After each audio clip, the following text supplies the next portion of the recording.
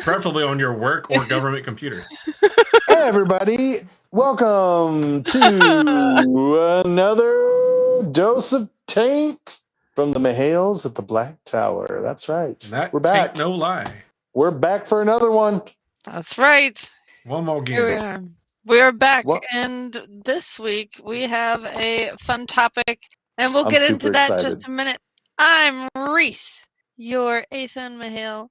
Your Kira can't handle this nonsense, Mahale. I Brilliant. like it. Thank I you. love it. That's a good one. We need more of it. I That's true. tried so hard. Can't seem to rise above it. That's true.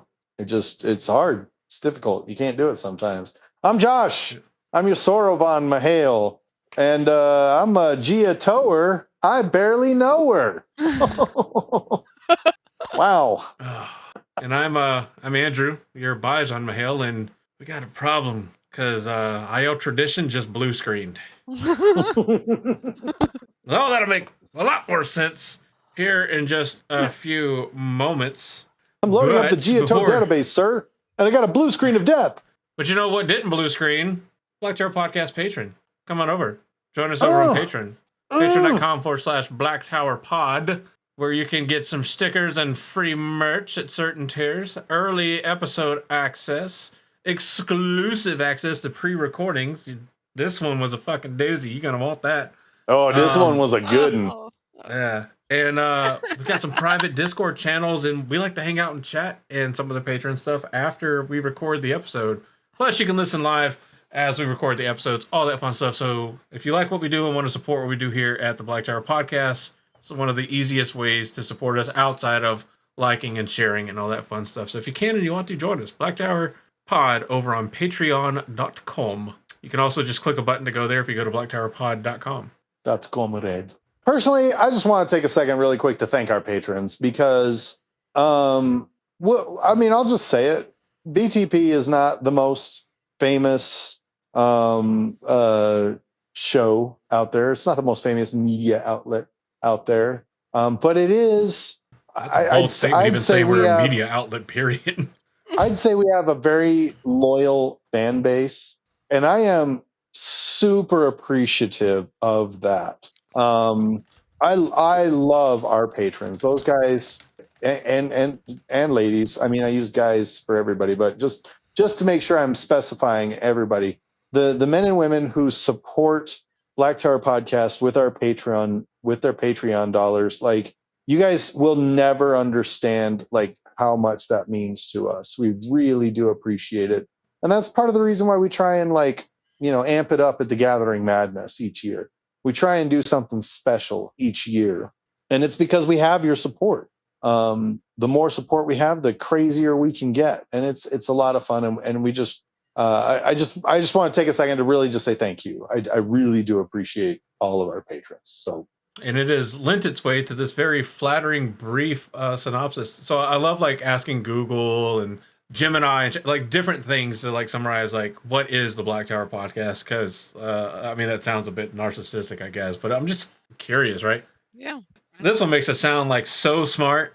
Black it. Tower Podcast is a deep dive Wheel of Time podcast that examines the series through character psychology, power structures, trauma, and moral consequence.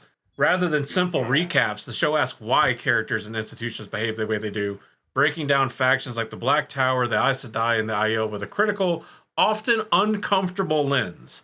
It blends book-accurate analysis, bold statement there, with thoughtful discussion of leadership. Thoughtful discussion of leadership, fear, belief, and survival, while also engaging with the TV adaptation where relevant. The tone is analytical but conversational, serious themes, honest debates, and the occasional sharp humor. Made for fans who want more than surface-level lore and aren't afraid of full spoilers. We're putting that on the website. That's good. I need you to copy and paste that and send it to me. I'm putting that on the website. That's awesome. That's the juiciest A1 steak sauce I've ever heard. I love that. And it's so cool because tonight we have quite a doozy of a conversation to have about. So I'm excited. About the Aiel as well. About the Aiel, which is probably one of the most like layered and easy to discuss societies in the Wheel of Time. Ogres are like onions. Aiel are like onions. You get it. We both kill each other. All right. But before we get into the actual nitty gritty of what this episode is, you should all be protected from spoilers because that's just It's true. courtesy. So here is tonight's, this evening's, whatever time it is for you. Spoiler warning, courtesy of the one, the only, the legendary Shoddy of More Shoddy. Welcome to the Black Tower, a Wheel of Time podcast. Alright, let's check this one. This podcast will likely be spoiling books 1 through... Oh, what's this? An envelope addressed to me. No name, though. Let's see what's inside. Oh my. This podcast will likely spoil all the books in the series, and apparently being a Patreon will expose you to information that should be left unseen. Protect yourself by pulling that spoiler condom all the way on. And I need a drink. That's way more of Andrew than I have ever wanted to see. Why would you braid it down there? Because you can't. I feel like we answer that every time, but it Because needs I to be can't. answered. I forgot I moved my camera down. So now I have to have no neck. Are you peanut butter and jealous? Oh, shit. That being said, we also, in addition to all the other special stuff, we have a pretty unique new format type intro, just seeing how it goes, seeing how it feels out. And of course, Josh and I have been doing this for quite a while. Not to say that we're more talented, but we've just been doing this for a while. So we could have had one of us do this. She's more talented. Yeah, that's why. I have far more confidence in Reese doing this intro than either of us, especially myself. Either of us, including myself. See, that's why. That's why I have more confidence in Reese, because I say shit like that. Yep, there it is. I don't know. I have Case in point. non-ironically in my office said the height measurement 4'12". The defense rests, Your Honor. And it took me a second after one of my coworkers went, "Don't you just mean 5 feet?" And I'm like, "Oh yeah, you're right, yeah." Anyway, Reese, why don't you take it away? Okay. So this week we're oh no. No. How do I Okay. How do I do this? All right. Don't mess with the talent, Andrew. God. I was giving her man stage like she deserves, but she's so humble. Oh man. Okay. Whew. It's so hot. It's getting hot in here, so put on your helmet. Where is it? It's strapped in, or I would grab it. It is important to use protection. Okay, so anyways. Okay. We are discussing this week the question that the Aiel can't avoid. Because for the Aiel, they believe that to live with honor, you must be willing to die for it. For centuries, when an Aiel man learned to channel, that belief was tested in the cruelest way imaginable. No training, no teacher, no hope. He was sent into the Blight, and not as a punishment, but as duty. To delay madness, to spare his people, his loved ones, to die cleanly, alone, and forgotten, but hopefully with some honor. But the wheel turns. Saidin is cleansed. The dragon lived. And suddenly, the most feared fate among the Aiel was no longer inevitable. So, tonight, we ask a dangerous fourth age question. What happens when a culture built on honorable sacrifice is forced to learn how to let its sons live? This is the Black Tower podcast, and tonight we're talking about the men who were never meant to survive.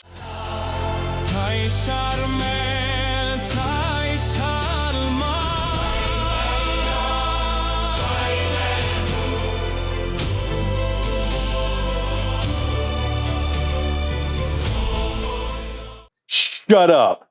That was awesome. Okay. I'm not gonna lie. That lead into the intro, like video, last minute I was like, oh yeah, that's a perfect place to put it. I don't even have to edit that later. That was great. Okay, sorry. We're professionals. I mean, First of all, we'll talk about that later. kudos to Reese Yeah. for reading that. She reads real Hold well. on, I have a thing. Where is it? I don't have it anymore. Damn it. I got rid of the fucking audience applause for being a dick.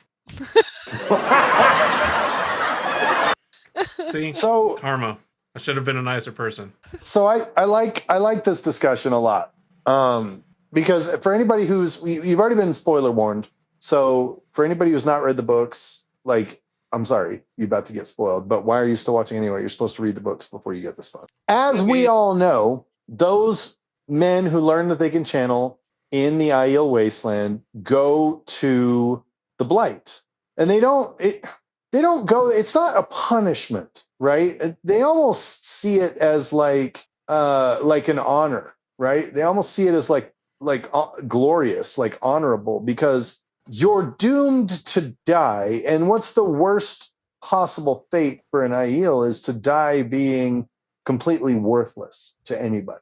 And that's their fate. Their fate is to die insane, inept, and worthless. So what they do to overcome that is they say, cool, and they go straight to the Blight, and their whole thing is, I'm gonna kill as many of these mofos as I can before I die, knowing full well I'm gonna die. And I love that, because it's harsh, but it's not nearly so barbaric as some of the other solutions that people have come up with. I would say that it is easily not as barbaric as, gentling. I feel like giving someone an option to choose how they go, and to go with some dignity. I think there's conversation to be had there that is worth having. I almost feel like this is it could have been a good place for an earlier Black Tower to give them some training beforehand. Yeah. And then when they got to the point that, the Black Tower would give them some wine, the Aiel would say, okay, head off to the Blight, you're up. I mean, like, the Aiel have, like, a common phrase that they use for, like, just fighting the shadow and, like, not knowing if they're going to win or lose. Just, this phrase of running into battle, teeth bared, to spit in sight blinder's eye. Yeah. Like, and that's pretty incredible, because, like, they don't say, like, oh, I'm going to go, like, I'm off to, defeat the Dark One. I'm off to fight the Dark One. They're like, I'm just going to go spit in his eye. I'm going to go be a bit of an inconvenience to him. I'm going to be a thorn in his side. So that alone tells you a lot about, like, how, like, they're cognizant of, like, their own abilities. They're like, yeah, I'm a pretty good warrior in my sept, in my clan, but this is, like, cosmic evil. Jeez. Well, I love when you start getting into a conversation, and then your, sinuses or noses, like, hey, decide now's a that great it's time to sneeze right now. Yeah. Yeah. Well, and they're big, but also saying, they're fully cognizant to, like, what are you gonna do against this? But also there's that part of Giotto where, like, they're avoiding the hubris and overconfidence kind of thing aspect of it, like overstating your abilities. But also it shows, like, this thing, like, yeah, I'm ready to die, to do, like, to fight for the good cause, to fight the good fight kind of thing. I do have to kind of point out the irony, though, of, like, the result, given the teeth bared, to spit in the sightfinder's eyes.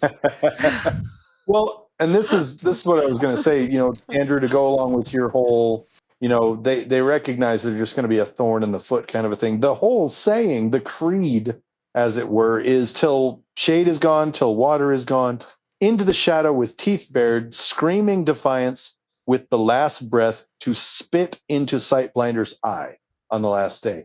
And they literally know it's a death sentence, but it's with my last breath, I spit in your eye.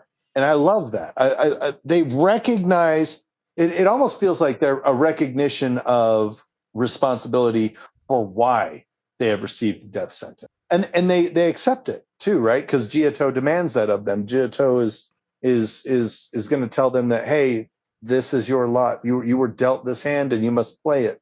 And as we know, the only outcome for men who can channel is to go insane and die. So you have a choice. You can stay here and go insane and die shamefully, or you can accept the hand that you've been dealt, and you can go up there and you can spit in his eye for giving you this death sentence. And I love that. Give him beautiful. Give Shaitan the old hot tui.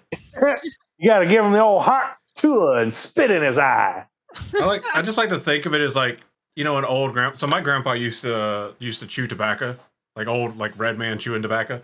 Just imagine like an old, like, weathered kind of old, too old to wield the spear, but he tells all the stories. just fucking packing a lip full of tobacco to chew on. Now you gotta go spit Dude. in the Sightblinder's eye, and he spits in the fucking can, and you hear like the quintessential Western pa-ting. The little spittoons. Mhm. Yeah. Spatoon. I love that. Well, and once again, it's kind of like I was going with is like the finding out you can channel is a death sentence, but it's not. We think of a death sentence as like something to be tragic, and surely, the Aiel also think of it as tragedy. But the Aiel, according to Giotto, they think, cool, that's what is fated, right? Mm. It is going to happen. Your death was demanded by the patron. Mhm. It was not anything anyone asked of you.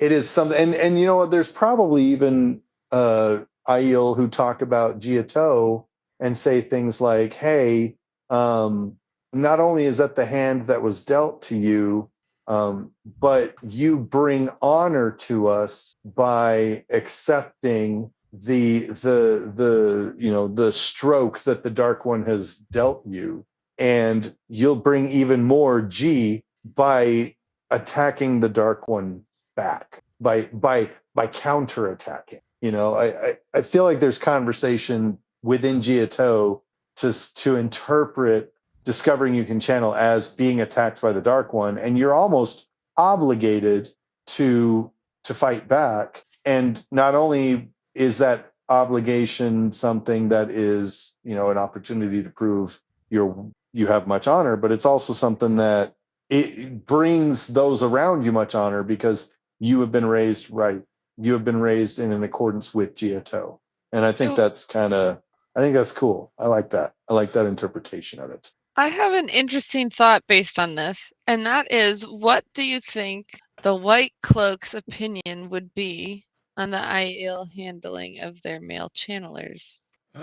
It would be like I think they would kind of be of the opinion of you could do it better by just because they're agents of this or whatever. Mhm. But you're trying to give them one last shot Yeah. at redemption to walk in the light.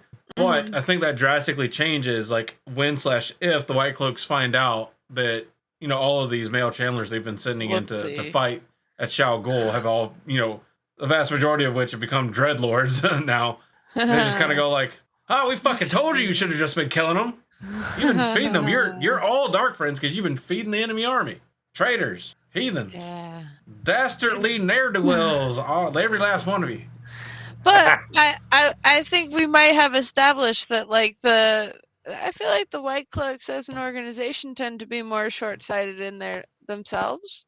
So like I don't they know. Gallup might was be pretty tall. fully well, but that's later on. So he'd figure it out. But like I feel like the initial guys would be like, "Oh yeah, that's a great idea. Go for it." And then yes, then they realize it didn't go as planned. Yeah. Much like murdering your ally witches. Whoopsie. Whoopsie. Well, Friendly fire is on. just a little Shit. blue on green. Dude, I miss playing Helldivers. That was a lot of fun. I do too. I miss getting mad at Josh because I didn't realize that fucking samples were shared amongst everybody. I shit you not, for the longest we played, so like you go and collect samples and you need them to like upgrade the shit on your ship, and they're shared by the whole like squad that's there. I never realized this, so I would die and I would be spectating Josh, and he would run around and grab all of my samples before calling me back in. I was convinced for the longest that this fucking asshole was stealing my samples before calling me back in. And then finally, it was one day we were talking about it, and it was like, they're shared. And I'm like, oh. Yeah, I just didn't want to lose them. Yeah. God, Andrew. Hey, for all the good that caused, let's not forget how much you loved calling in the fucking Tesla tower too close. I love the Tesla tower. Yeah, I have a coworker that loves the Tesla tower too, and I'll put y'all both in the same category. Fucking wrong. Love it. I love the Tesla tower so much. It's so much fun. Anyone that uses the Tesla tower is a secret automaton spy and sympathizer. Why are you a clanker sympathizer? You probably kiss your microwave goodnight, don't you? Anyway. Oh shit. So all right, sweet. So Let's talk about their actual walk north, because the Blight, no matter where you are in the world, is north. So first of all, this starts off like by you being a male channeler and that being discovered by the Aiel Wise Ones, right? Whether the Aiel Wise Ones can channel or not, and generally you're like honor bound to reveal, like once you discover you can, you're honor bound to be like, hey, I can do the no thing. And they're like, huh? Get the fuck out. Oh Turn no! north and go. Yeah. You'd be like Walton Goggins in the Royal Gemstone. Go on, get. They're sitting there like, Wise One's like, I need you to leave. You need? Yes, I need. Yes, I need, bitch. Need you to get out of my fucking village. Need you to get out of my hold. Need you to go spit in Sight Blinder's eye. I ain't asking for the world. I'm just asking for you to go spit in Sight Blinder's eye. And to die.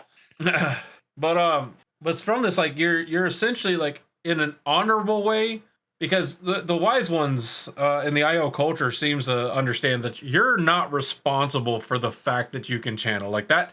You didn't choose that. You were born this way, kind of thing. I didn't choose the saidin life. Yeah, but the saidin life sure did fucking choose me.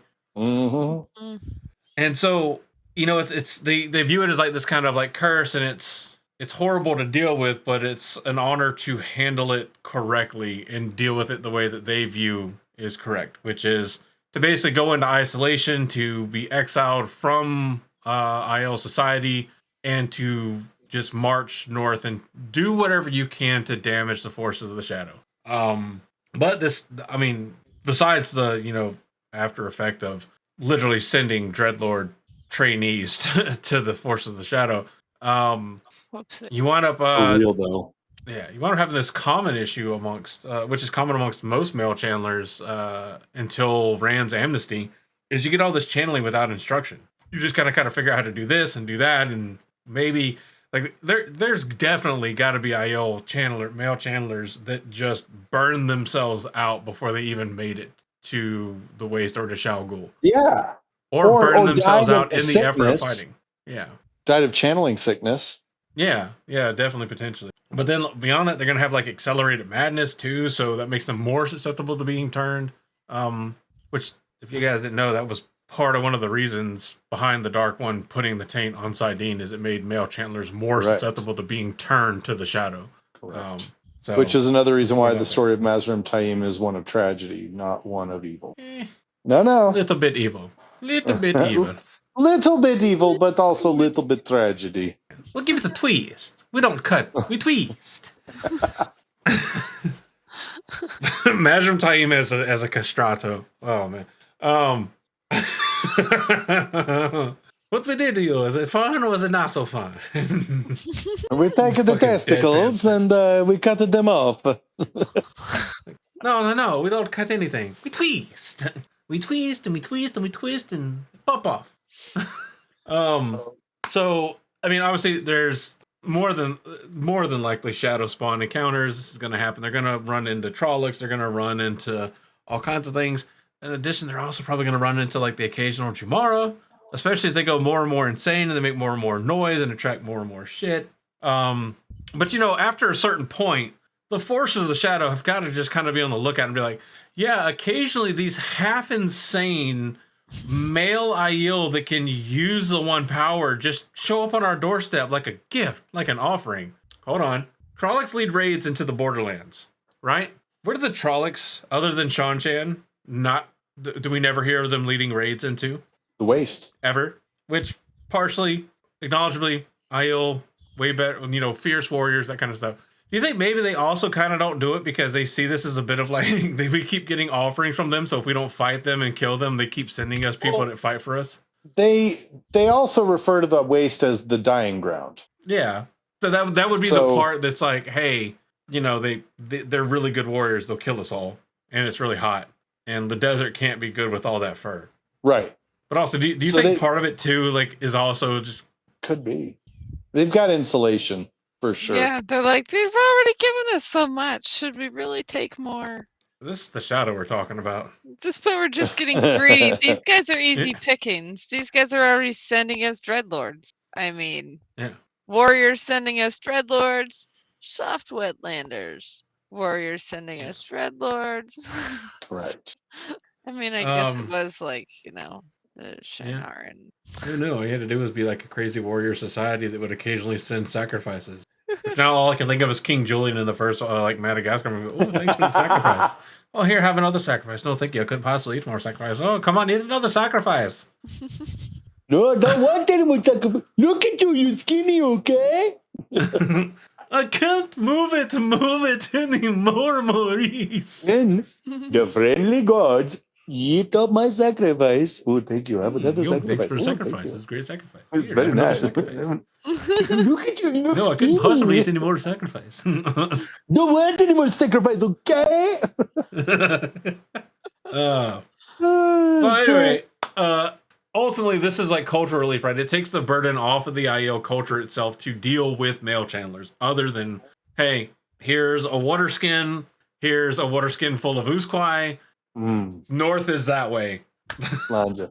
Like, fucking, see you, dude. Like, bruh, like, at least you got like a fucking, like, I'm assuming like you got like a water skin of Usquai. If you kick me out because of something I can't control and you didn't at least give me a whole water skin of whiskey, which would be gone the second I got out of sight.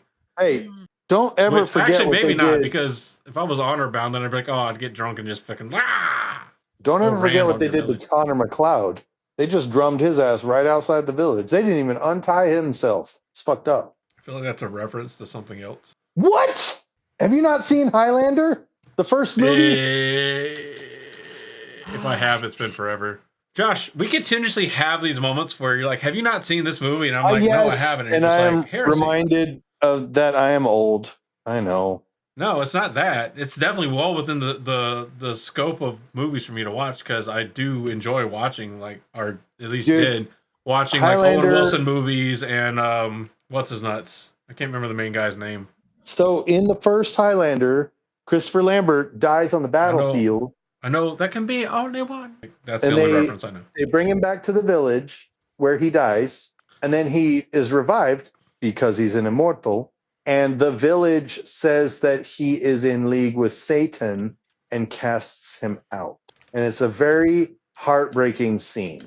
So, but it's not like that for the Aiel. The Aiel don't just fucking tie your ass up and kick you out.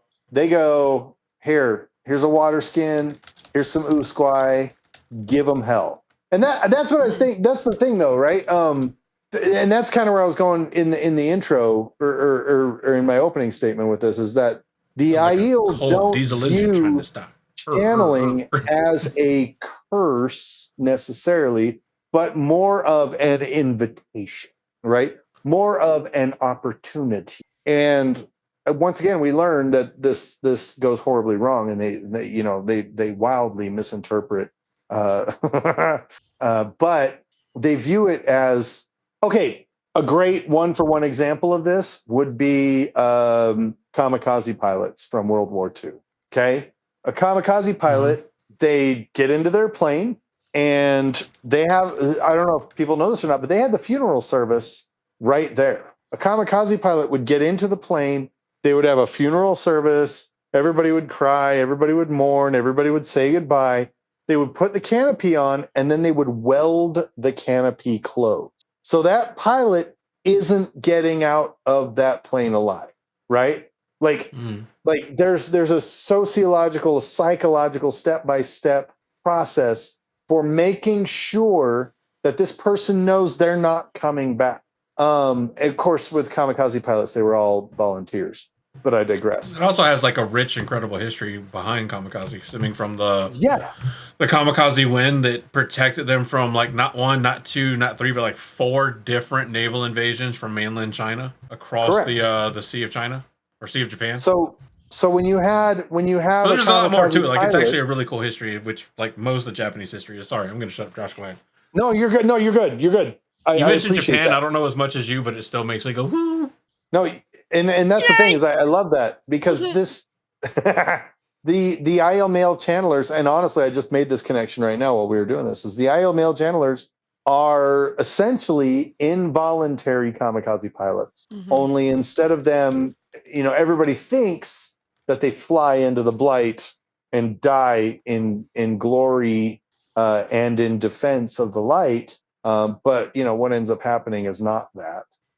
So it turns out to be kind of a tragedy. And I almost wonder if there's a lot of wise ones upon learning what happens to all their male channelers. I almost wonder if there's a lot of wise ones and clan chiefs who feel like they have incurred tow. I found another. I think so. Yeah. Go ahead, Reese. No, I was just gonna say I feel like if I were a wise one or a clan chief and I knew that, it would just like not even it would break my heart to know that that's what had happened. Like I Right? would Oh.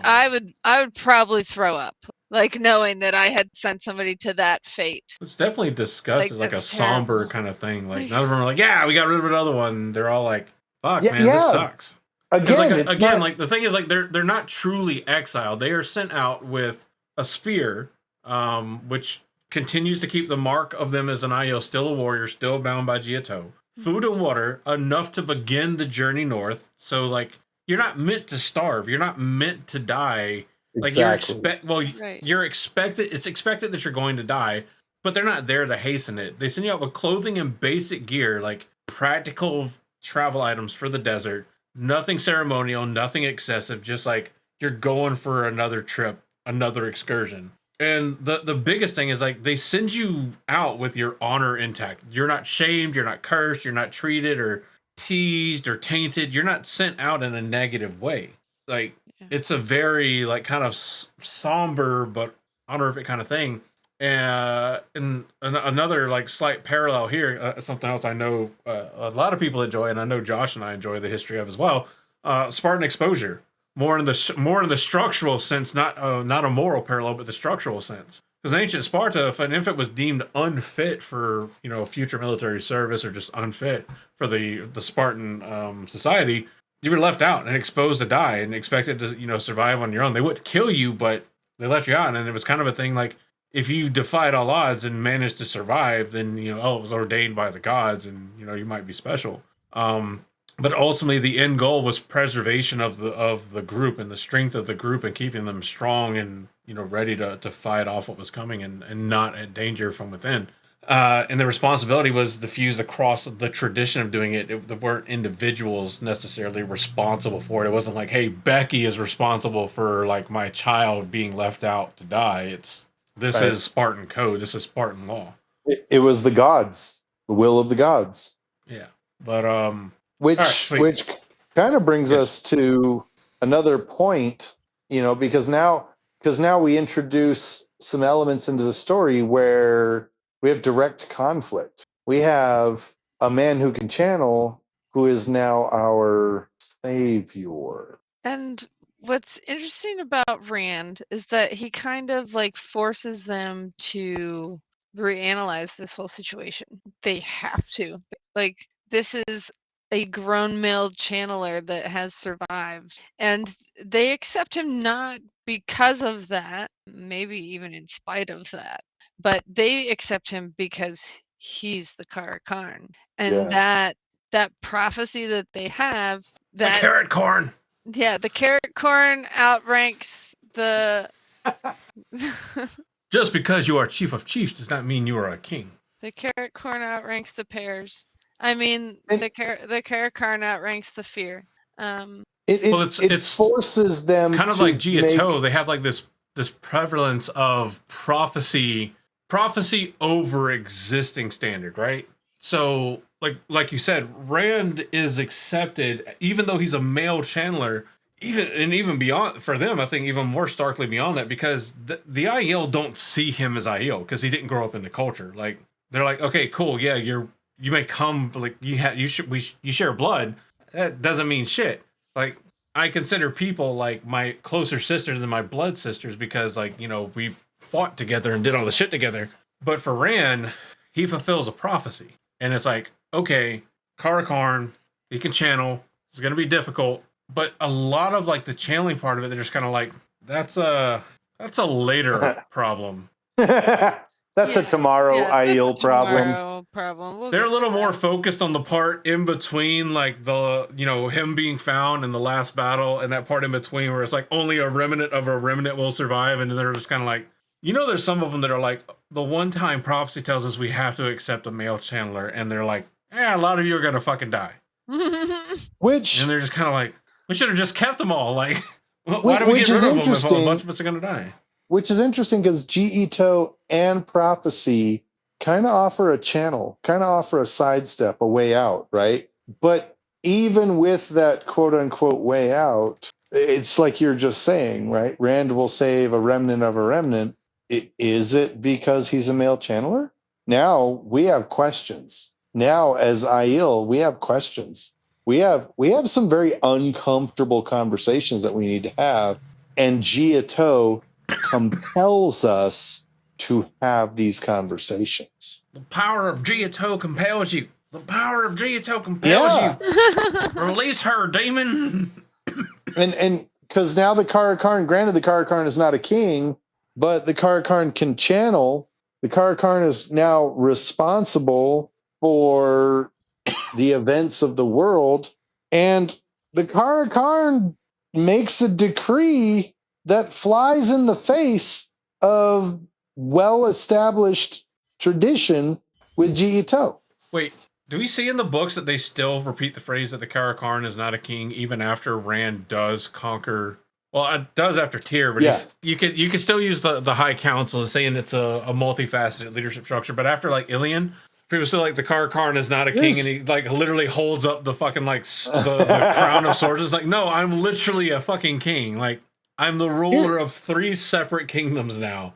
Here's the thing that I'm sad we never got to see, and honestly, it's probably because Robert Jordan has already had such a He's wearing rich a crown. world. He's like, I'm a king, and they're like, we don't do that here. Avian is in the background, just fucking shut up, stupid ass fucking wetlander, shut the fuck up. I'd like to see an Aiel, a male Aiel, who learns he can channel and struggles with: do I go to the Blight or do I go to the Black Tower? Imagine that as like a short, like anime style, like animated short, like a 12 episode, 1 season. Bruh, that would be dope as shit. Like think of it like in the same kind of like epic scale of like animation and shit as like the Star Wars anime.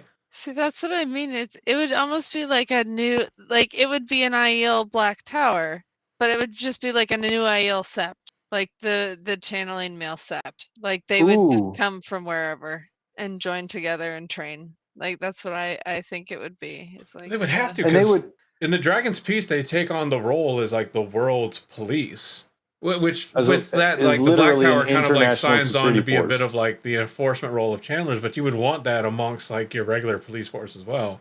So would you just have like Black Rock's hold? Black Tower hold. Black Butt Tower rock holds all the hold. cards. Bruh, I'm telling you, after Taco Bell, you better hold your butt rocks. Not gonna be pretty. I don't know. I just, like I said, that's one aspect of the story that I feel like I would like to have seen that we just didn't get. Mhm. And maybe there's a simple answer. Maybe it's the will of the pattern kind of a thing. Could always use Um, more cowbell. Um, But like we're yes. So like, but yeah, as Reese was getting at, like Rand is incredibly unique, but his incredible uniqueness kind of has the tangential effect of opening the Aiel mind to the possibility of having male channelers around. Because before this, it was a foregone thought, right? Like, oh, you don't have to worry about it; it's not going to happen. We send them away, and done. No worries, no big deal. And they're glad. Well, not glad, but they willfully go. It's no problem. Well, now you got like the guy who's like, yeah, I can use magic and stuff. And then they see him do some of this shit. Like the Aiel, what don't the Aiel see him eventually turn Naturum's burrow into fucking glass? I don't know that there were any Aiel there, Were there? but they would have They heard see him about do it. plenty of stuff. Yeah, and they hear about it. And they see the change because go from seeing like the Rand al'Thor that like really didn't want to have to like forcibly hang him an Aiel to like watching him like turn an entire like city or whatever into glass. Like kind of like because I think even the Aiel and like because I know there's a point where like the maidens of the spear like we can't talk to him anymore, we can't reach him anymore, he don't listen to us anymore. Like he's not the same person that he used to be. He's emo now. He's dark. All he does is eat ramen and listen to My Chemical Romance.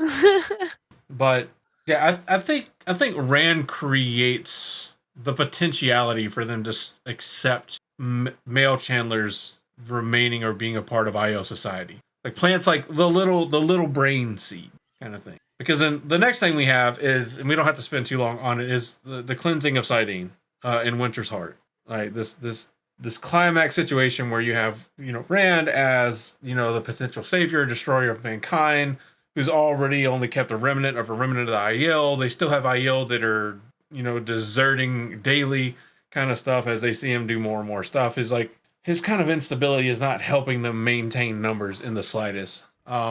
And then you have Nynaeve with her incredible talent with being very intricate in her weaves and healing that managed to, get rid of the taint on saidin, which nobody fucking trusts. Fair enough. It's been there for like 3,000 years. Or, yeah. It's been there for like 3,000 years. And, mountains now stand where oceans once were and that kind of shit. Little bit of trepidation, I think, is understandable and reasonable. But it's done. And I think, honestly, amongst the people that would be the quickest to accept that, like, hey, it's clean, I won't go insane anymore, probably would be the Aiel, with their emphasis on Giotto and not lying. You just really don't really do that. I think the wise ones are pretty much like, we got to talk about it over the next 18 books of Sweat Tints, but I think they're going to be the first ones to be like, maybe they're fine. Let's give it a shot. Mm-hmm. Yeah. I don't know. What do you think, Josh? Or Reese, whoever wants to talk. Well, I agree. I think they are really good, especially the wise ones and the clan chiefs. And it's probably from, having to face that, painful truths of Ruidian, that they would be able to kind of pivot with this and kind of be like, okay, well, here's another painful truth we have to accept. We messed up, and now our old plan no longer applies because we can't do that anymore. It doesn't harm them. And I think they would be really quick to kind of be like, pivot, new plan, let's go. Like they're the Aiel leadership structure especially seems to be very good at kind of like, the entire people can kind of be rioting, but the leaders are all kind of like, no, we're gonna do this. And Yeah. I think they do that again. So yeah. I like that, because not only are you talking about their character, right, as a personality in these books, they do have a strong character, a strong moral character that they adhere very well to Giotto, and we have an example of them adhering to Giotto in such a way that they face some very difficult truths, which, the most notable of which is when Rand reveals to everybody that they once followed the way of the leaf and that all of them are oath breakers. And we then learn that, everybody knows about this. Well, all of the wise ones and clan chiefs know about this already. And that is one of the tests that they have to overcome in order to be leaders. And they learn very quickly how to lead, knowing those very uncomfortable truths. And it's proven very quickly that many of the Aiel are unable to handle those very difficult truths. Mhm. So when we're faced with the decision that male channelers are under the amnesty and protection of the Karakarn, now we have a difficult decision. Do we still send them to the Blight, or do we follow the advice of the Lord Karakarn? What do we do? Now saidin has been cleansed, and as a clan chief, I don't know, but big pieces of Giotto are based on honor and based on trusting someone at their word, to the extreme that Aiel get offended when you say, "Are you sure?" Because they go, "If I wasn't sure, I wouldn't have fucking said it." So Yes, now we I'm got sure, people bitch. saying, Sure, I need you to trust my word. right? saidin is cleansed. It's okay.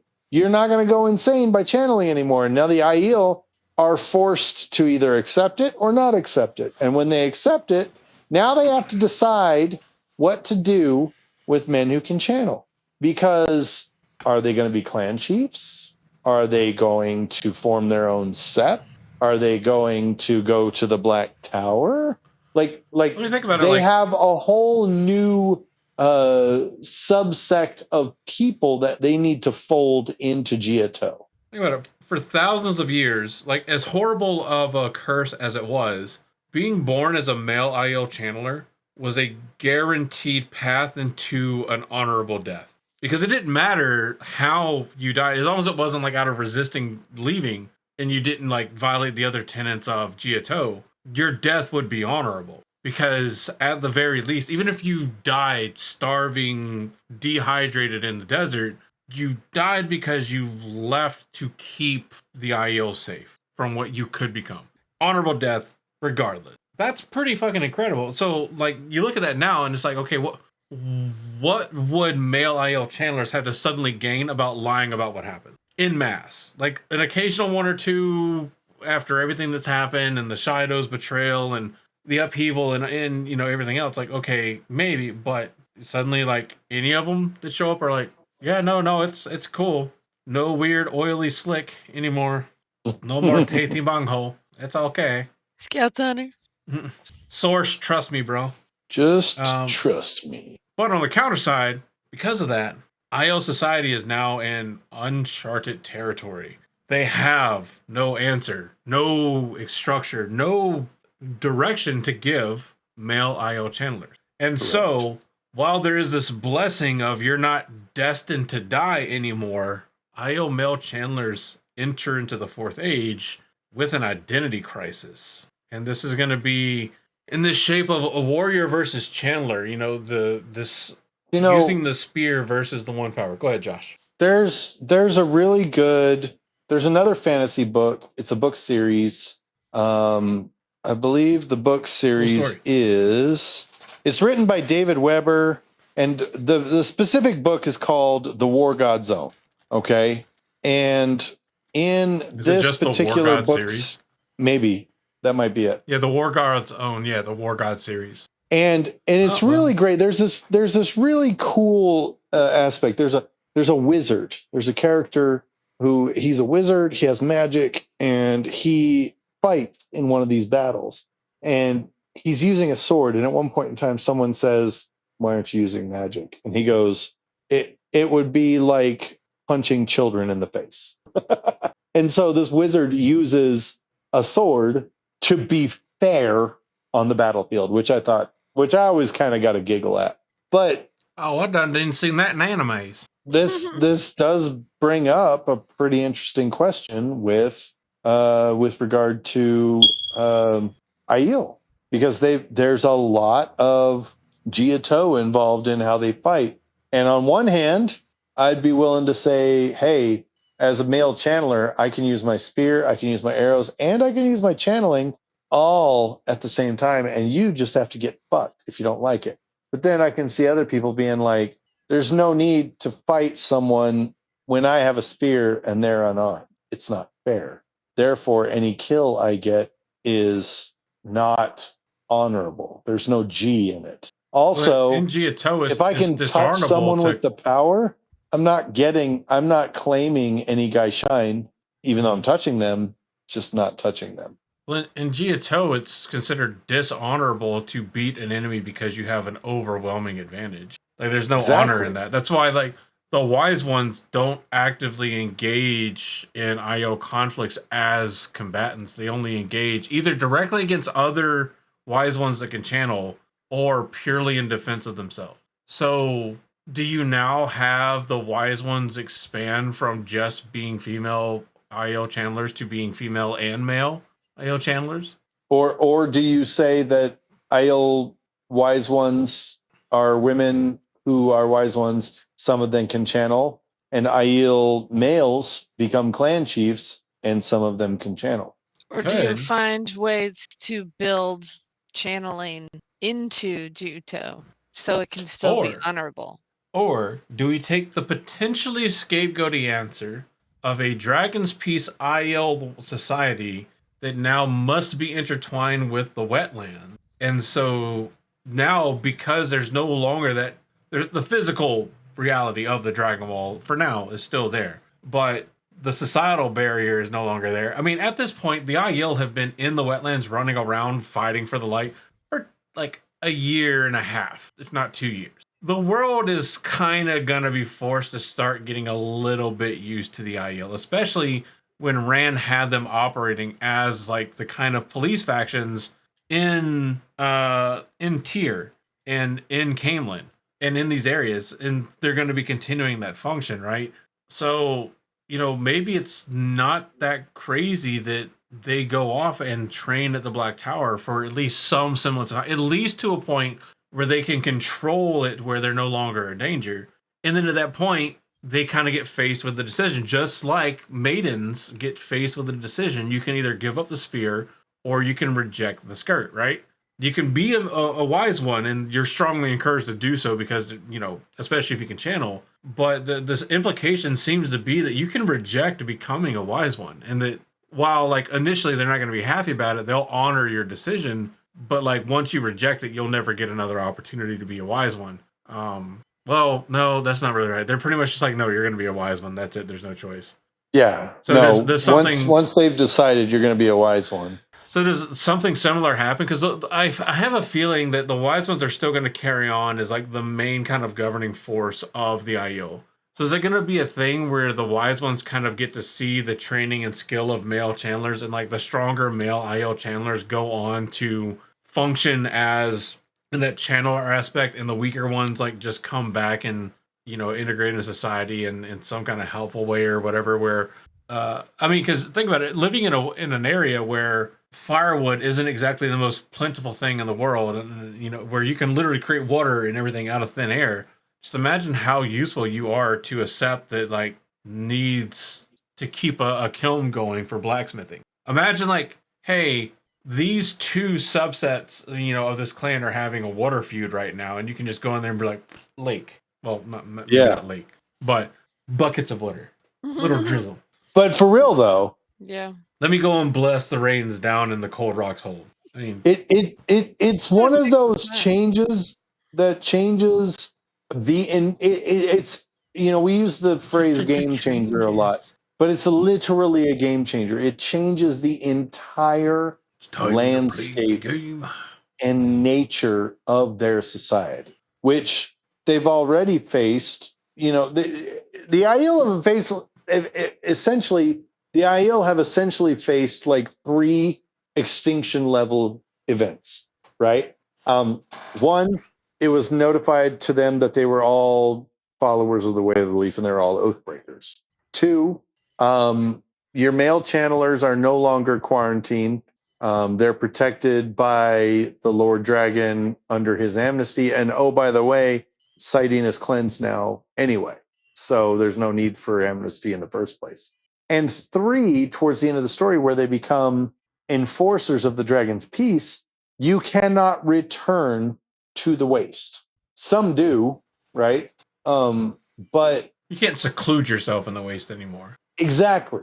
And therein lies. You can't just go back home and pretend like the last 2 years never happened. Yeah, and we've got 3 extinction level events now that have happened, all within rapid succession. And the Aiel are just kind of like, we've got to go with the flow. We've got to fucking figure this out. We've got to fucking make this work. Otherwise, we're going to die. They become Hawaiian surfers. Yeah. And so what do you think, Reese? Yeah, I think this is one of those things that they have to pivot. They have to almost, you hate to say stay relevant, but everybody has to do it. It's not really isolated to the Aiel. We're just looking at them right now. Everybody has parts of their society that are not going to make sense anymore in the Fourth Age. This just happens to be their, cup of tea to have to deal with. And I think it's interesting to kind of, I almost feel like it could be an entire episode in itself, like theorizing, reworking them, like them into society, like ways they could do it. Like that is just like so many different ways that it could be done to benefit the new order of the world, like their role as peacekeepers, the fact that they are now more wide, like they cover more ground, so it'll be easier to keep in touch with more channelers that are able to travel. it's just kind of interesting to see all the different ways they could work this in, especially given kind of the warnings they have gotten from various areas of the books, be it the visions and literal like threats to keep everything in order. Yeah, I think it's really a fun kind of thing to think about how they would get them back in to society. Yeah, it's once again, and I'll say this again and again and again. The Aiel are one of the most prolific societies in the Wheel of Time series. I think that a lot of people don't realize how deep that river runs, and I mean, like I said, they literally face 3 extinction level events in rapid succession and figure out a way to survive, recognizing that, hey, we're going to lose some people and that's not okay, but we're going to have to do the best we can anyway. And, coming up to the end of those things, you know, I think the biggest sort of reward or the biggest sort of payoff is going to be, at least for leadership, is going to be knowing that, hey, we're still here. We're still fighting. We're still alive. Our way of life is still preserved, and it's survived all of this nonsense. And this, at the surface level, you could say, okay, so male channelers, are no longer condemned to die. Like, okay, big deal. Like, why is that such a big thing? But we've just outlined why that's such a big thing. Why within the bounds of Giotto, I mean, I guess on the simple aspect of it, on the surface level, you could say, well, okay, no, the ability to channel is no longer a death sentence given by the Dark One. So there's no longer any G in dying in the Blight by yourself. Surprise, motherfucker. But now what do we do? But now what do we do? How do we incorporate saidin into Giotto, into society? Because here's the other thing about the Aiel, they don't let shit go to waste. They do not let potential go Let shit untapped. go to waste. Living in the IO waste. Its potential is not untapped in Aiel society. If you have, look at how many more ability, sweat tints they can have now, bruh. Power wrought spears. Oh, I'm dude. also thinking of just straight up like one power spears that happen to just. What if this has got to be where like Gungnir comes from in the Wheel of Time lore? Gungnir has to come from. We've already had Mjolnir come from Ma'alanir. We got to have Gungnir come from somewhere. Isn't Gungnir Matt's Ashandarai? I mean, if it was more arrowhead shaped, like sure, that is the argument. He's got plenty of other shit that's Odin like. All right, I'm gonna say that fucking the Ashandarai isn't close enough. I'm gonna give that to the Aiel. What if all male channelers do not receive a calling to become clan chiefs, but instead receive callings to become blacksmiths? Or do they have to start a whole, White Tower like culture where they have every different sept imaginable for their channelers? They have blacksmith channelers, they have messenger channelers, like the societies, they have water. Yeah. Water. Well, because there is a blacksmith society. It's like all of the professions have societies. It's not just like the warring societies. So they still go and find their capital T talents.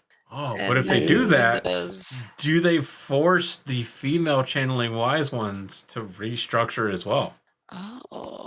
Oh shit! If they start going into specialities like that, because the female like wise ones wind up being like more general purpose channelers, right? Like, jack of many trades, master of none kind of thing. You have the wise ones and the once wise. Oh, yeah, the village circle and the circle of what was the other one? The women's circle and then the village council. That's it. Oh, yeah. Who knew they were Aiel all along? Range. Yeah, it's a lot for them to come to grips with. Yeah, obviously the world has to change, but they're best equipped for it because they now have a world that doesn't exist just within the threefold land or the Io Waste. They now have the wetlands and full access to any kind of information that they reasonably can get from the White Tower and the Black Tower and, you know, all these other societies that they've ingrained themselves in, along with being the world's kind of like roaming police force. So yeah, closing thoughts as we move in here. I think we've kind of already done a lot of closing thoughts here as the how things move into the fourth age. But the biggest takeaway is male Aiel Chandlers used to be a very linear story with one very particular ending. They were all going to die by the end of the last battle, or really by the end of Winter's Heart. That story no longer is necessarily true, and that's just reinforced by the light winning the last battle. So just like everybody else that carries on into the fourth age, you got to figure out like how do you fit into the fourth age? How does this work for you into the fourth age? So what do you guys think? You guys as the listeners, should the male Aiel Chandlers have to train at the Black Tower? Should they become male counterparts to the wise ones? And if so, what would you call them? What would their title be? You know, if the wise ones are wise ones, what would you call the male Aiel Chandlers as a counterpart? Or something entirely new? What do you guys think as the listeners? And while you contemplate that and type your comments down below, because I know you're all rushing to do so, all 5 of you that listen to these episodes for whatever reason, any final thoughts from my fantastic co-host here? Josh, you and I have talked a lot. I know Reese is perfectly fine with it, but I always feel bad whenever we do an episode and Reese is like, clearly, you hit a point where like you're like, Reese is clearly just enjoying the shit out of sitting here listening to us talk about stuff. Because like you like look and like Reese is like, yeah, no, I like that, yeah. And then you're like, Reese, what do you think? And she's like, Oh. Well, I think the thinking is something to think about. Not only that, but Reese comes in with some bangers. Like, oh yeah, she'll be like, yes, you guys have talked, and then I'm gonna say this incredibly profound thing. I'm saying, like, whenever you immediately say, like, hey, Reese, what do you think? You get those first, like, 3 seconds of, like, let me just say words, and then here is the incredible banger thought.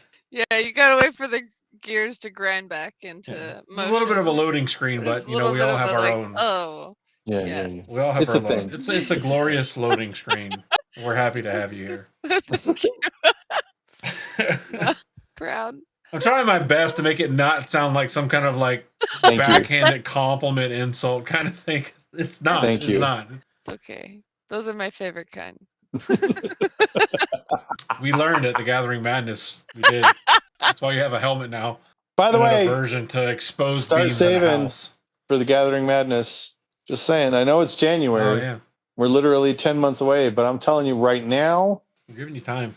some shit is going to go down. It's gonna be awesome. Trillion, $1 billion. Anyway, sorry. Any final thoughts from our Aethon Mahel? Yeah, I mean, I think this is an interesting topic, especially given like I feel like any male channelers who participated in the last battle but did not know how they could channel yet and had to fight against the male channelers from the that had gone to the Dark One are just gonna be so like shaken, you know. Like I feel like that's kind of the first wave is going to be really tough. Like just having been like, and I mean, of course, with any big change, that would be the big one. But I feel like that's going to be that first group is going to be so difficult. Having seen those, the teeth bared, and then we have the dark one, the dark. What are they? I don't know how to say it. The eye blinders, the ones that turned to the dark one. The Dreadlords. Yeah, they do the opposite of the Aiel, where they specifically the Aiel ones. They pull their masks down when they attack and bare their teeth. Yeah. And I just imagine like any like young men that were fighting in the last battle, the young Aiel men that end up finding out they can channel, are just gonna have that image so clearly in their mind. And I feel bad. That's going to be really tough for those first few groups. It's going to be really tough to get past that. But I mean, you know, that's any first group with that type of change. But I think. But GHGIN apostrophe NEN, is that right? Is that what you're looking at? I don't know. No, this was. Oh, That's the No, I brotherless, can't remember. which means Yes, dead. And to okay. the Aiel, it's not a metaphor. But I think that's once they get past like that initial shock, that initial wave, it's just there's so many there's it's I mean, it's the Wheel of Time. So of course it's going to be one of those out of great tragedy comes so much like option and growth for the future. There's so much possibility there for the male channelers to regrow and serve in this new society for the Aiel that at first was a death sentence, and they literally stared down that death sentence in that last battle, and now get to turn that on its head and serve. And I think that's really cool. And yeah, I think it would be really neat to see that new society with that intertwined. So there you Bro, go. I'm trying Once so again, hard to find this fucking name because I found like the brotherless, the red veils. no, I think it's the Red Veils, isn't it? The red veils are the ones that sharpen their teeth. That's the ones that, Mhm. yeah, that's the ones we talk Yeah. about. Yeah, they're an extreme sept of the Shido Aiel. What? Oh, well, I think. that's not what we're referring to, so whatever. Let's see. Hold on. Oh, okay. I found it. Sama Nase. Yes. Oh, hold on. Yes. Someone is. Yes. Okay, that's what I'm. Yeah.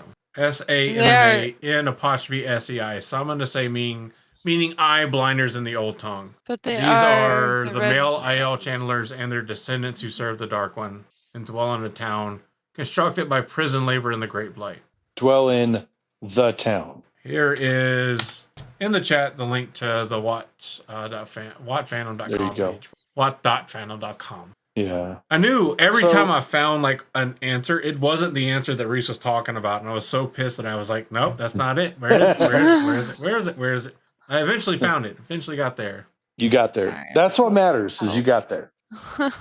In the end, it did matter. In the end, it did matter. No, I like this topic as well. Like I said numerous times throughout the episode, that I like talking about the Aiel because I think they're one of the most one of the best societies to talk about in the Wheel of Time. And B, I like talking about this because it specifically when it comes to male channelers, it comes on the heels of it's Kenshiro? 2 of their 3 extinction level events. When it comes to the death and or evolution of Giotto. And I like it. I think it's an interesting conversation to have. It's it's one of those conversations where they say you don't know what you'll ever do if someone puts a gun into your face unless someone actually puts a gun in your face, and then you know what you're going to do. It's this kind of a conversation, right? We don't know. The Aiel they don't know how they're going to react to saidin being cleansed, to being relegated to be 4th age security forces, to be they don't know how they're going to react. Then it happens to them and they go, all right, well, now we have to figure it out. And I think that's such an interesting story point, and I love it, and I'm glad we're discussing it. You should be, because you suggested it. Hey. Oh, hello. No. I've got puppies.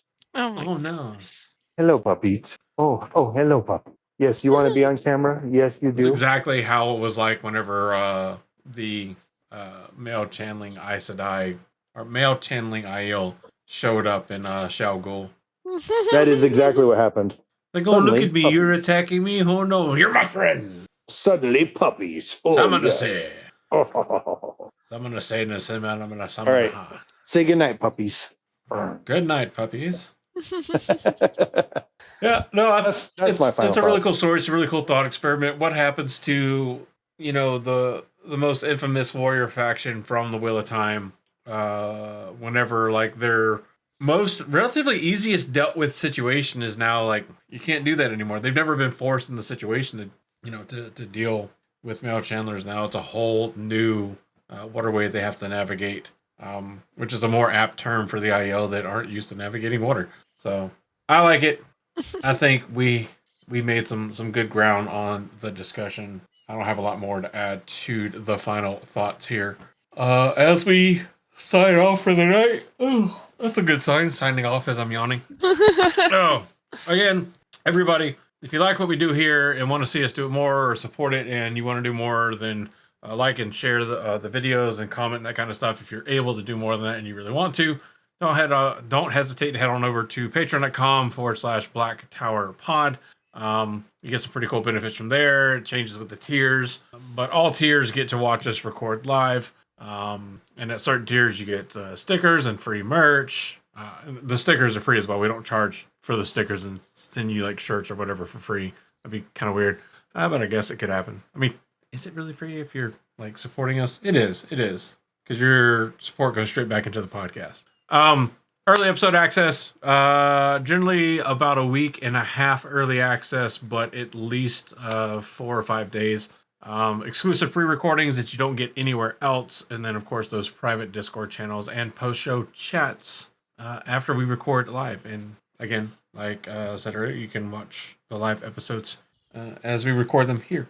So whenever we edit out Josh's heinous, horrific comments, you get to hear them at like least. Crimes against humanity. Yeah. But all that being said, thank you all so much for listening. Thank you all so much for your support. I love yawning in the middle of trying to say thank you. It's fantastic. Gotta love it. That's entertainment right there. Yeah. Nothing says I appreciate you like Leia's here now. I'm here now. Well, you're late, Leia. Well, fuck. You missed a whole But- ass Aiel episode. Haha. The fun thing about showing up late is if you're a patron, you can still hang out and chat with us after when we do patron chats. True story. But we're going to be signing off for this episode. Leia, we'll fill you in, or you can watch the episode. We'll let you choose something like that, or both, or neither. I don't really know. We'll see what happens. Thank you all so much for tuning in, listening, all the love and support, and just tolerating our general tomfoolery and nonsense. I have been Andrew, your Bajan Mihail.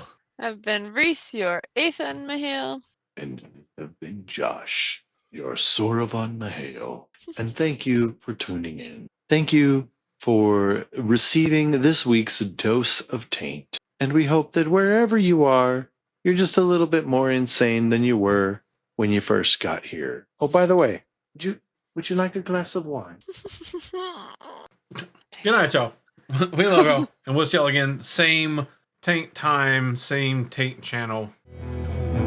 You've been waiting for this moment, for this feeling to grow. In the shadows, always watching, always running the show. In the tower, you can bring your pain. In the tower, you can feel the strain. You've been having so much trouble